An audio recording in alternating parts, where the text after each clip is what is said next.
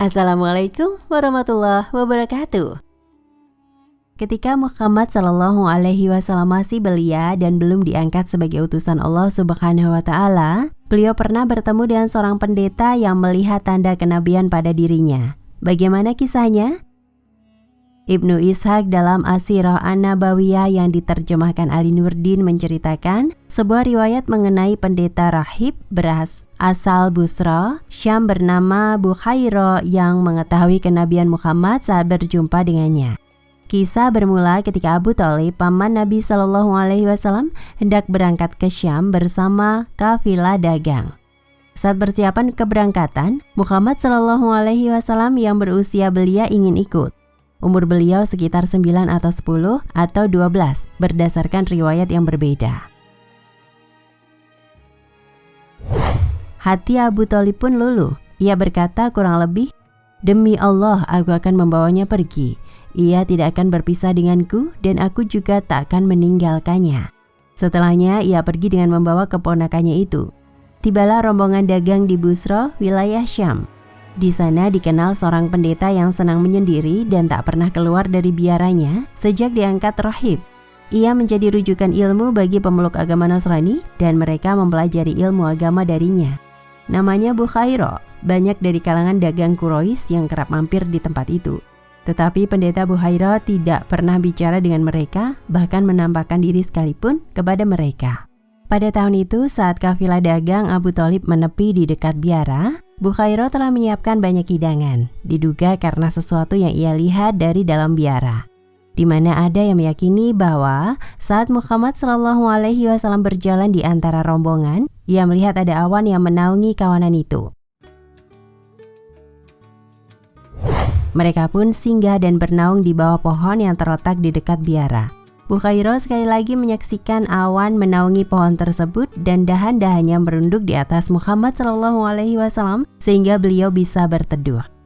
Kemudian Bukhairo turun dari biaranya dan mengutus seseorang untuk menemui kelompok dagang itu seraya berpesan, "Saudara-saudara Quraisy, aku sudah menyiapkan makanan untuk kalian.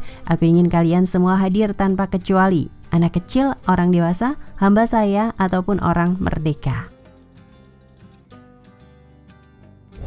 Seorang dari rombongan terheran dan bertanya, "Demi Allah, wahai Bukhairo, hari ini engkau benar-benar berbeda. Apa yang kau lakukan kepada kami? Kami sudah sering melewati tempatmu, tetapi hari ini mengapa sikapmu berbeda?"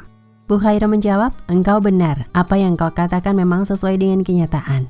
Namun kalian semua adalah tamuku. Aku ingin menghormati kalian dan membuat makanan untuk kalian. Karena itu, kuharap kalian semua memakannya." Akhirnya seluruh kafilah dagang berkumpul di biara dan hanya Muhammad Shallallahu Alaihi Wasallam yang tidak ikut lantaran usianya masih anak-anak. Beliau memilih untuk menunggu dan menjaga di dekat tunggangan mereka di bawah pohon itu. Ketika Bukhairo mengamati mereka, ia tidak menemukan sifat-sifat yang dilihatnya tadi dalam rombongan. Maka ia mengatakan, "Saudara-saudara Quraisy, tidak boleh ada seorang pun yang tertinggal dari menyantap makanan yang kupersiapkan." Mereka berujar, "Wahai Bukhairo, tidak seorang pun tertinggal untuk mendatangimu kecuali seorang anak yang paling muda usianya. Ia tetap berada di kendaraan." Bukhairo berkata, "Jangan lakukan hal itu, ajaklah anak itu. Ia harus ikut bersama kalian menyantap makanan ini." Seorang dari mereka berucap, "Demi Lata dan Uzza, betapa aib bagi kami jika putra Abdullah bin Abdul Muthalib tidak ikut menyantap makanan bersama kami."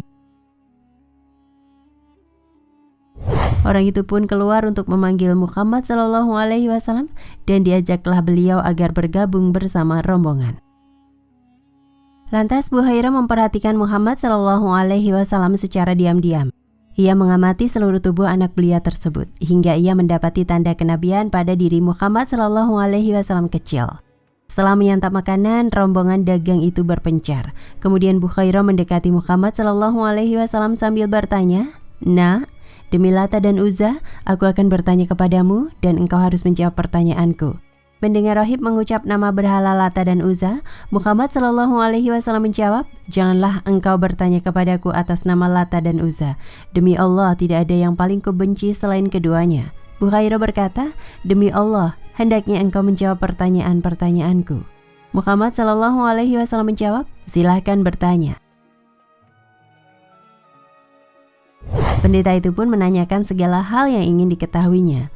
Muhammad Shallallahu Alaihi Wasallam menjawab semua pertanyaannya dan setiap jawaban yang diberikannya sesuai dengan sifat-sifat kenabian. Akhirnya Bukhairah memeriksa punggung Muhammad Shallallahu Alaihi Wasallam. Ia menyaksikan ada stempel kenabian antara kedua bahunya seperti bekas bekam persis di tempat yang diketahuinya. Setelah mencermati Muhammad Shallallahu Alaihi Wasallam selesai, Bukhairah bertanya kepada Abu Thalib. Ia bertanya, "Anak siapa ini?" Abu Thalib menjawab, "Dia anakku." Bukhairah menentang, "Ia bukan anakmu, tidak mungkin anak ini punya ayah yang masih hidup."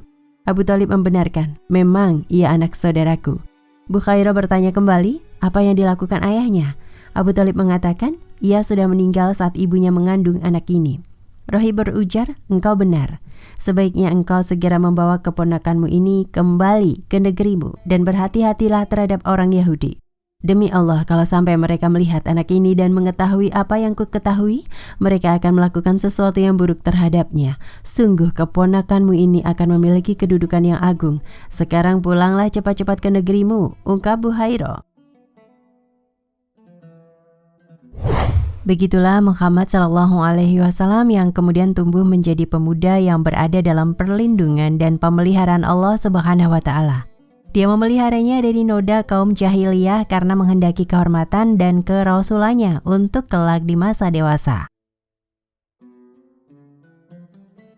Berkenaan hal ini, Rasulullah Shallallahu Alaihi Wasallam sendiri pernah mengakui bahwa Allah Subhanahu Wa Taala sudah menjaganya dari sifat-sifat jahiliyah sejak kecil, termasuk saat beliau sedang bermain. Akhlaknya itulah yang juga kemudian membuat Rasulullah Shallallahu Alaihi Wasallam dijuluki Al-Amin atau orang yang dapat dipercaya oleh kaum Quraisy.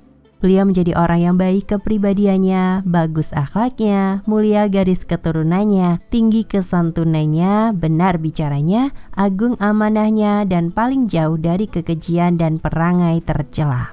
Hal itu merupakan bentuk penyucian dan penghormatan. Sehingga tak heran Muhammad Shallallahu Alaihi Wasallam diberi gelar Al-Amin, orang yang terpercaya. Wallahu a'lam bishawab.